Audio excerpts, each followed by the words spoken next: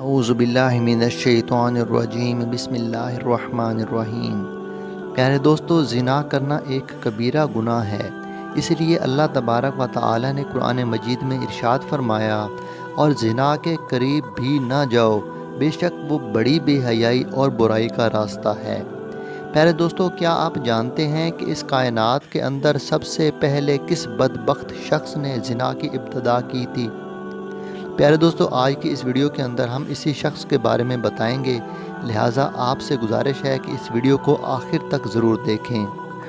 پیارے دوستو، جب حضرت آدم علیہ السلام اور حضرت حوا علیہ السلام نے اللہ تبارک و تعالیٰ کے حکم کی نافرمانی کرتے ہوئے شجر ممنوعہ کا پھل کھایا، تو اللہ تبارک و تعالیٰ نے حضرت آدم اور حضرت حوا علیہ السلام کو زمین پر اتار دیا، اور پھر اللہ تبارک و تعالیٰ کے حکم سے حضرت آدم اور حضرت حوا علیہ السلام کے ہاں اولاد پیدا ہوئی۔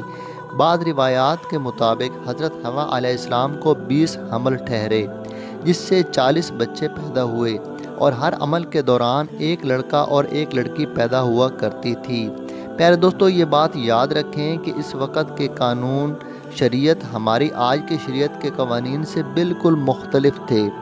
حضرت آدم علیہ السلام کے زمانے کے اندر ایک حمل سے پیدا ہونے والے لڑکے کی شادی دوسرے حمل کی لڑکی سے ساتھ کر دی جاتی تھی، جبکہ دوسرے حمل کی لڑکی کی شادی پہلے حمل کے لڑکے سے کی جاتی تھی، اور ایک حمل کے بہن بھائی آپس میں بہن بھائی قرار پاتے تھے۔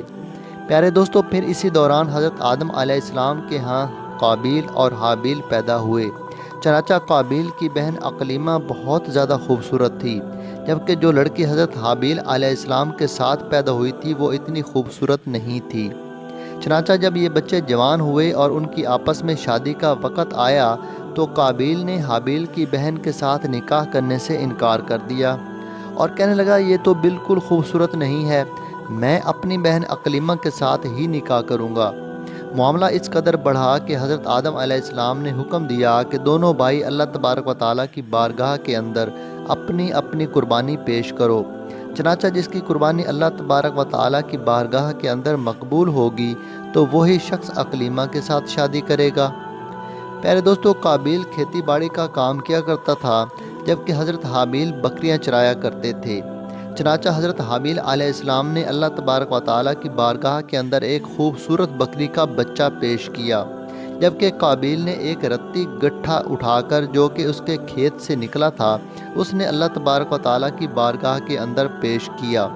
چنانچہ اس زمانے کے رواج کے مطابق آسمان سے آگ اتری اور اس نے حضرت حابیل کی قربانی کو نگل لیا، جس پر قابیل کہنے لگا کہ ضرور میرے باپ حضرت آدم علیہ السلام نے حابیل کے لیے دعا کی، جس کی وجہ سے اس کی قربانی قبول ہوئی۔ ناظرین محترم، پھر اسی واقعے کے بعد قابیل نے حضرت حابیل کو مارنے کی دھمکی دی۔ روایات کے اندر آتا ہے کہ حضرت حابیل قابیل سے زیادہ طاقتور تھے، لیکن آپ نے اللہ کے خوف کی وجہ سے فرمایا کہ اگر تو مجھے قتل کرے گا تو میں تمہاری طرف قتل کرنے کے لیے ہاتھ نہیں بڑھاؤں گا۔ میں چاہتا ہوں کہ قیامت کے دن تو میرے گناہ کے ساتھ آئے۔ چنانچہ ایک دن قابیل نے غصے میں آ کر حضرت حابیل کے سر پر پتھر مارا، جس سے آپ کی موت واقع ہو گئی۔ چنانچہ حضرت حابیل کو قتل کرنے کے بعد قابیل بہت پریشان ہوا، اور حضرت حابیل کی لاش کو اپنے کندھوں پر اٹھائے کئی دن تک مارا مارا پھرتا رہا۔ پھر اللہ تعالیٰ کے حکم سے 2 کوے آئے، اور ان دونوں نے قابیل کے سامنے جھگڑا کیا۔ چنانچہ ایک کوے نے دوسرے کو مار دیا، اور پھر اس نے زمین کرید کر دوسرے کوے کو اس کے اندر ڈال کر اس کے اوپر مٹی ڈال دی۔ چنانچہ قابیل نے جب کوے کو دیکھا تو افسوس کرنے لگا کہ میں اپنے بھائی کی لاش کو بھی نہ چھپا سکا۔ چنانچہ پھر اس نے بھی اسی طرح مس کیا، اور حضرت حابیل کی لاش کو زمین کے اندر دفن کر دیا، اور قابیل اپنی بہن اقلیمہ کو لے کر وہاں سے چلا گیا، کیونکہ مسلسل شیطان اس کے پاس آتا رہا اور اس کو اس بات سے ڈراتا تھا کہ تمہارا باپ تمہیں قتل کر دے گا۔ لہٰذا وہ اپنی بہن کو لے کر وہاں سے دور کہیں جا کر وادیوں کے اندر بس گیا۔ پیارے دوستو، اس واقعے کے بعد حضرت آدم علیہ السلام بہت زیادہ مغموم رہا کرتے تھے، اور اللہ تعالیٰ سے دعا کیا کرتے تھے کہ یا اللہ مجھے وارث عطا فرما۔ چنانچہ اسی دوران آپ کو حضرت شیث علیہ السلام کی بشارت ملی۔ چنانچہ حضرت شیث علیہ السلام جیسے ہی پیدا ہوئے تو حضرت آدم علیہ السلام نے بچپن ہی سے ان کی تربیت پر خصوصی توجہ دی اور حضرت شیث علیہ السلام کو تمام معاملات سے آگاہ کیا۔ چنانچہ جب حضرت شیث علیہ السلام جوان ہوئے تو حضرت آدم علیہ السلام نے اپنے بعد ان کو مومنین کا خلیفہ مقرر کیا اور انہیں اس بات کا حکم دیا کہ وہ اپنے بھائی قابیل اور ان کی اولاد سے دور رہیں اور مومنین کی اس جماعت کو بھی ان سے دور رکھیں۔ چنانچہ پھر اس کے بعد حضرت آدم علیہ السلام کے وصال کا وقت قریب آیا تو حضرت آدم علیہ السلام یہی وصیتیں کرتے ہوئے اس دنیا سے رخصت ہو گئے۔ چنانچہ اللہ تعالیٰ کی مقدس فرشتے نازل ہوئے اور انہوں نے حضرت شیث علیہ السلام کو حضرت آدم علیہ السلام کو دفن کرنے کا طریقہ بیان کیا۔ چنانچہ حضرت شیث علیہ السلام نے اس طرح سے کیا۔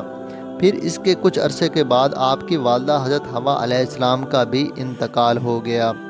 ناظرین محترم، اس واقعے کے بعد زنا کی ابتدا ہوئی۔ اس کے بارے میں بنی اسرائیل کی روایات کے اندر ہمیں یہ ملتا ہے کہ قابیل اور اس کی آل اولاد ایک وادی کے اندر رہا کرتے تھے۔ ایک دن شیطان ان کے پاس آیا، ایک غلام کی صورت میں آیا اور ایک شخص کے پاس اجرت پر کام کرنے لگا۔ چنانچہ تھوڑا عرصہ گزرنے کے بعد اچانک وہ غلام عجیب و غریب کام کرنے لگا اور طرح طرح کے اور نئے نئے لباس تیار کرنے لگا اور ان کو مزامیر اور گانے باجے کے آلات بھی بنا کر دکھانے لگا اور ان کو ایسی آوازیں سنائیں جو انہوں نے آج سے پہلے کبھی نہ سنی تھیں۔ چنانچہ وہ لوگ جو پہلے ہی حق سے دور تھے وہ اور فسق و فجور کے اندر مبتلا ہو گئے اور انہوں نے ایک دن عید کا مقرر کیا جس کے اندر ان کی تمام عورتیں برہنہ لباس پہن کر اور زمانے جاہلیت کی عورتوں کی طرح نیم اریاں ہو کر آتی تھیں اور مردوں سے اختلاط کیا کرتی تھیں۔ پیارے دوستو، حضرت شیث علیہ السلام کے ساتھ رہنے والی مومنین دور ہی سے ان گانے باجوں اور مزامیر کی آوازوں کو سنا کرتے تھے۔ چنانچہ ایک دن ان میں سے ایک شخص کے دل کے اندر خیال آیا کہ کیوں نہ میں جا کر دیکھوں کہ آخر یہ کیا معاملہ ہے۔ چنانچہ اس شخص نے چوری چھپے وہاں سے ہجرت کی اور عید کے دن، جس دن قابیل اور اس کی آل اولاد فسق و فجور میں مبتلا ہوتی تھی، وہ شخص وہاں پر پہنچا اور اس نے وہاں پر جا کر عورتوں کو دیکھا کہ وہ بہت زیادہ حسین و جمیل تھیں۔ تو روایت کے اندر آتا ہے کہ حضرت شیث علیہ السلام اور ان کے ساتھ جو مومنین کی جماعت تھی ان کے مرد بہت زیادہ حسین و جمیل اور خوبصورت تھے اور ان کے ساتھ جو عورتیں تھیں وہ بظاہر اتنی زیادہ حسین و جمیل نہیں تھیں، جبکہ قابیل کی آل اولاد کے اندر مرد انتہائی خوبصورت تھے۔ چنانچہ وہ نوجوان ان لڑکیوں کے حسن و جمال سے بہت زیادہ متاثر ہوا، لیکن جب وہ شخص واپس آیا تو اس نے چوری چھپے دیگر مومنین کو بھی اس حوالے سے خبر دی۔ چنانچہ پھر آہستہ آہستہ مومنین کے لوگوں میں سے بعض کمزور ایمان والے وہاں سے ہجرت کرنے لگے اور ہجرت کر کر کے قابیل کی اولاد کے اندر جا کر وہاں پر ان کی عورتوں کے فتنے کے اندر مبتلا ہو گئے، یوں فسق و فجور کرنے لگے اور آپس کے اندر زنا کاریاں کرنے لگے، جس سے زنا جیسے کبیرہ گناہ کی ابتدا ہوئی۔ ناظرین محترم، روایات کے اندر آتا ہے کہ حضرت شیث علیہ السلام کے ساتھ رہنے والے مومنین کی تعداد کم ہو گئی تھی، جبکہ قابیل کا گروہ بہت زیادہ طاقتور ہو چکا تھا۔ چنانچہ وہ اپنی بستیوں کے اندر بھی فتنہ فساد پھیلاتے اور بستیوں سے باہر نکل کر حضرت شیث علیہ السلام کے ساتھ رہنے والے مومنین کو قتل کرتے اور ان کو طرح طرح کی تکلیفیں دیا کرتے تھے۔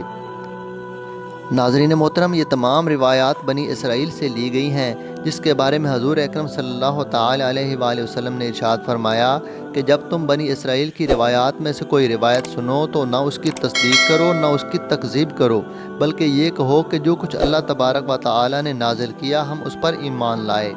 اللہ سے دعا ہے کہ اللہ تعالی ہمیں اس زنا جیسے کبیرہ گناہوں سے بچنے کی توفیق عطا فرمائے، آمین۔ کمنٹ میں آمین لکھ کر چینل کو سبسکرائب کر دیں، شکریہ۔